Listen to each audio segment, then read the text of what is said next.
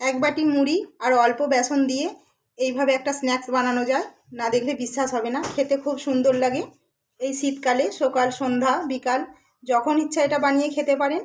এতটাই সুস্বাদু আর সময় একদম লাগে না, আর উপকরণ তো একদম কম লাগে। চায়ের সঙ্গেও খেতে পারেন। এটা কোনো রকম যে কোনো চাটনি দিয়ে খেতে খুব ভালো লাগে, কিন্তু আমি আজকে ধনেপাতার চাটনির সঙ্গে খাবো। এই ধনেপাতার চাটনিটা দিয়ে খেতে আরও সুন্দর লাগে, টেস্টি লাগে। মানে এতটাই ভালো লাগে, টমেটোর সস বা যে কোনো আচার দিয়ে অতটা ভালো লাগে না। আর এই ধনেপাতার চাটনিটা আমার চ্যানেলে বানানো আছে রেসিপিতে, আপনারা দেখতে পারেন চাইলে। নমস্কার বন্ধুরা, তৃষা কিচেন উইথ ব্লগ চ্যানেলে আবারও অনেক স্বাগত জানাই। আজ আমি মুড়ি আর বেসন নিয়ে এসেছি। এই মুড়ি বেসন দিয়ে একদম নতুনত্ব একটা খাবার বানিয়ে দেখাবো। খেতে খুব ভালো লাগে, শীতকালীন তো আরও ভালো লাগে। সন্ধ্যায় বসে বসে সময় তো একদম লাগে না, মাত্র 2 মিনিটে বানানো হয়ে যায় একদম অল্প উপকরণে। তাহলে কিভাবে আমি রেসিপিটা বানাই দেখতে থাকুন।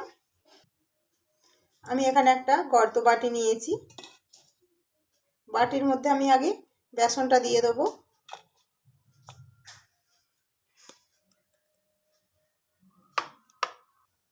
বেসনে দেবো স্বাদ মতো লবণ।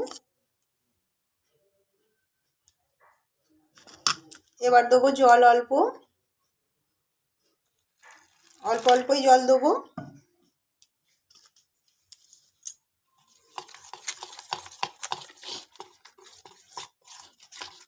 খুব পাতলা ব্যাটার করব না।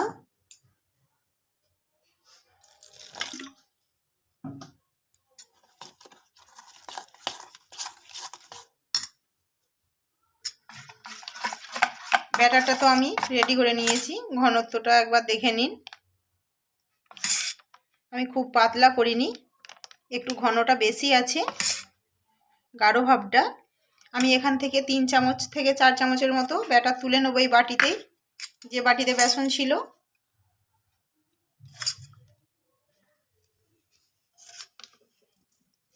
তিন চামচের মতো তুলে নিয়েছি। এবার এই বাটির মধ্যে মুড়ি দেবো।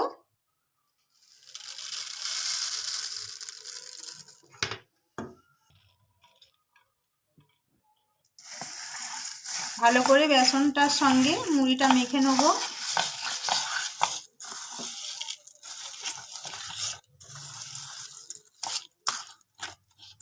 এই খাবারটা খেতে এতই মজা, না একবার বানিয়ে খেলে জানতে পারবেন না। যে না খাবে সে মিস করবে। খুব একটা গুরুত্বপূর্ণ খাবার,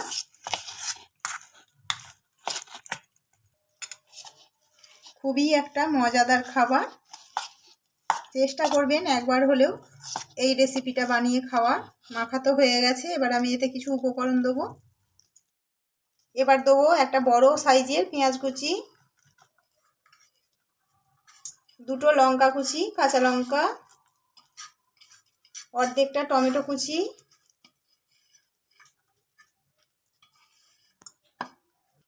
সামান্য দেবো গোলমরিচের গুঁড়ো। সব কিছু এবার ভালো করে মিশিয়ে নেবো মুড়ির সঙ্গে।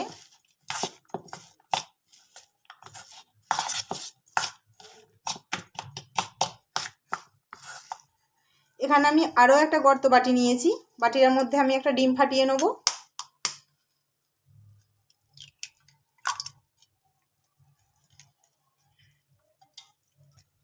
অল্প লবণ, ডিমটা একটু আগে লবণটার সঙ্গে ভালো করে মিশিয়ে নিই। লবণটা তো ভালো করে মিশিয়ে নিয়েছি। এবার আমি যে বেসনটা আলাদা করে রেখেছিলাম ডিমের মধ্যে দিয়ে দিচ্ছি। খুব ভালো করে ডিম বেসন আবার মিশিয়ে নেব।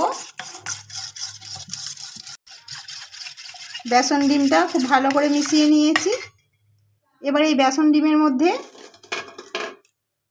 আমি টোস্ট বিস্কুট নিয়েছি, বিস্কুট গুঁড়ো করে দিয়ে দেবো হাত দিয়ে।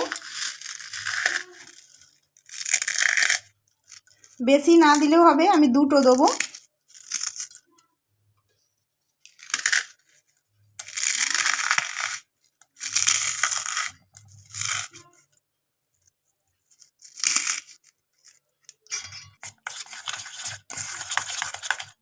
আবারও ভালো করে মিশিয়ে নিয়েছি। গ্যাসে আমি একটা প্যান বসিয়ে দিয়েছি, প্যানের মধ্যে দিয়েছি কিছুটা সাদা তেল। এবার এখান থেকে আমি মুড়ি নেবো অল্প অল্প, যেটা বানিয়েছিলাম, এভাবে গোল করে নিচ্ছি। এবার নেওয়ার পরে হাতে এভাবে হালকা করে চ্যাপটা করে নেব। সব বানিয়ে নেবো এভাবে। আরও একটা বানিয়ে দেখাচ্ছি।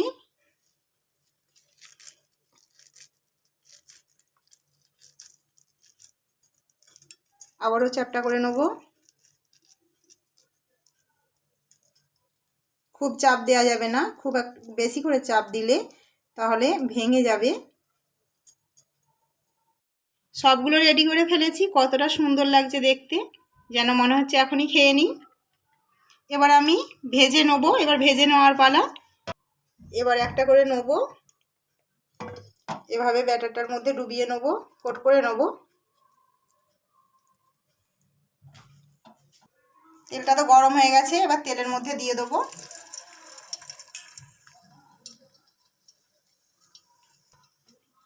আবারও একটা নিয়ে নিয়েছি, এভাবে কোট করে নেব।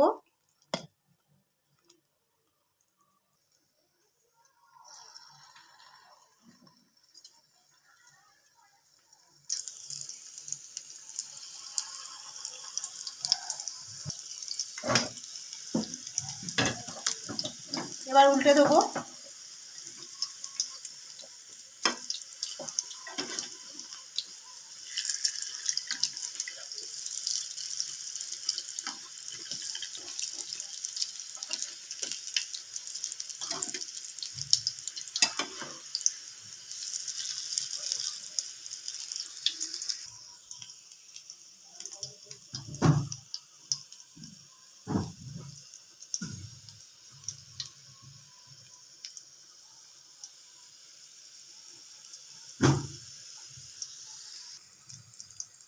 বাকিগুলো ভাজা হয়ে গেছে, এটা সব থেকে শেষে দিয়েছিলাম, সেই জন্য একটু বাকি আছে। আর যেগুলো ভাজা হয়ে গেছে আমি তুলে নেব।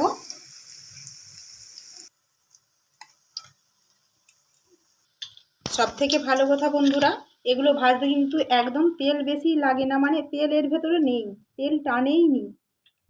সেই জন্য খেলে সেরকম ক্ষতিও হয় না, আর খেতে খুব ভালো লাগে।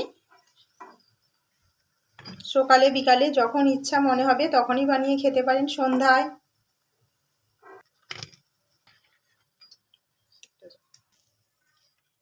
ভাজা তো কমপ্লিট। খুব সুন্দর একটা গন্ধ বেরিয়েছে, বলতে পারবো না এতটা সুন্দর গন্ধ বেরিয়েছে, জিভে জল চলে আসছে গন্ধের জন্য। কত তাড়াতাড়ি হয়ে গেল দেখতেই পাচ্ছেন, একদম সময় লাগলো না কিন্তু। আর খেতে অসাধারণ লাগে। যতটা না বানাতে সময় বেশি মানে কম লাগে, খেতে অনেক ভালো লাগে। এভাবে ঝটপট তাহলে বানিয়ে ফেলবেন। আর রেসিপিটা কেমন লাগলো অবশ্যই জানাবেন। ভালো লাগলে ছোট্ট একটা লাইক করবেন, অনেক অনেক অনেক শেয়ার করবেন, যাতে আরও নতুন নতুন ভিডিও আপনাদের কাছে তুলে ধরতে পারি। আর চ্যানেলটিকে প্লিজ সাবস্ক্রাইব করে নেবেন। ধন্যবাদ।